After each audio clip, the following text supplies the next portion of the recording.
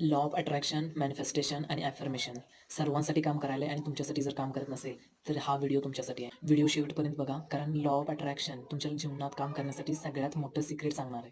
जेव्हा जेव्हा तुम्ही काहीतरी तुमच्या लाईफमध्ये अट्रॅक्ट करायचा प्रयत्न करत आहात, तेव्हा तेव्हा तुमची फ्रिक्वेन्सी आणि या युनिव्हर्सची फ्रिक्वेन्सी मॅच झालेली नाही आहे.